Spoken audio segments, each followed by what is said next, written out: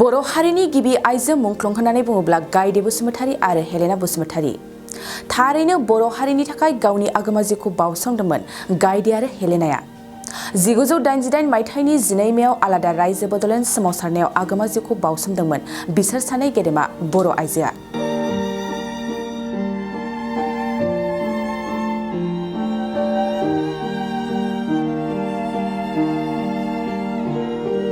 दिनै गायदे आरो हेलेना बसुमतारीनि 35थि मुंख्लं सान। बिथांमोननि सानस्रि आरो आदर्शखौ लानानै बोसोरफ्रोमबो फालिबोबाय थानाय बादिनो देग्लायनि दिनैनि खालाराव मुंख्लं सानखौ मेहेरगोनाङै फालिदों। बे नोजोरजों दुलाराय बर' फरायसा आफादा दिनै बिसोर सानै गेदेमा गायदे बसुमतारी आरो हेलेना बसुमतारीनि मुंख्लं सानाव खुलुमनायजों मान बावहरदों। लोगोसेनो बिसोर सानै गेदेमाखौ गोसोखांथिनानै इसोरनि खाथियाव आरज गाबहरदों। मिरु एबसुनि आफादगिरि दिपेन बर' आरो गाहाय नेहाथारि कनेन्द्र बसुमतारीया दिनै गांसे रादाब बिबुंसारनि गेजेरजों बिसोर सानै गेदेमा आइजोनि सानस्रि आरो आदर्शजों बर' हारिनि जौगासारनायनि थाखाय अरायसम खामानि मावलांगोन होननानै बुङो। मख'नो गोनांदि आलादा रायजो बड'लेण्डनि थाखाय गावसोरनि आगोमा जिउखौ बावसोमनाय मुंख्लं गायदे बसुमतारी आरो हेलेना बसुमतारीया अरायसम बर' हारिनि गेजेराव जायगा लानानै दं। बे नोजोरजों दिनै जायगा जायगा गायदे आरो हेलेनानि 35थि मुंख्लं सानखौ फालिनाय नुनो मोन्दों।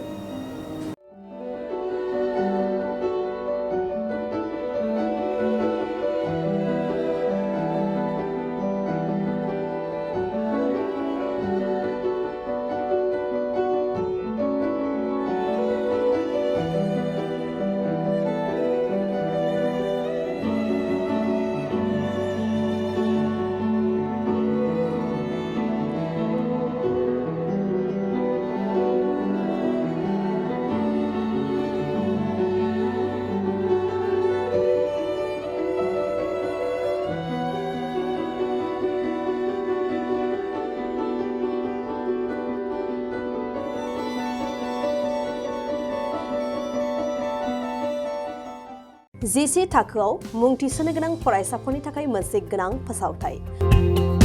क'क्राझार दा रिलेटिभ पाब्लिक स्कुलाव थाखो 10सिम मुं थिसननाया सोलिगासिनो। साइन्स आरो आर्ट्स मोन्नैबो आयदायाव थाखो 10नि मुं थिसननाया सोलिगासिनो। मुं थिसननायजोंनो लोगोसे साइन्स आयदानि फरायसाफोरनो स्कलारशिप टेस्टनि सुबिदा होनाय जागोन। बेनि गेजेराव फरायसाफोरखौ टप 3 सायख'नाय जागोन। 75% आरो स्कलारशिप टेस्टनि काट अफ मार्क जागोन। टपार जानो हानाय फरायसाफोरा 100% स्कलारशिपनि सुबिदा मोननो हागोन। टपार फरायसाफोरनो क'क्राझार दा रिलेटिभ पाब्लिक स्कुला 2 बोसोरनि बेसेन नाङाजासे सोलोंथाइ लानो सुबिदा होगोन। फैगौ 13 मे खालि फुंनि 10 बाजिनिफ्राय 12 बाजिसिम स्कलारशिपनि टेस्टखौ लानाय जागोन। आबुं मिन्थिनो थाखाय 7086401137 नङाब्ला 9435704380 जानबुं अनजिमा आरो relativpublicschool@gmail.com आवबो जगाजग खालामनो हागोन।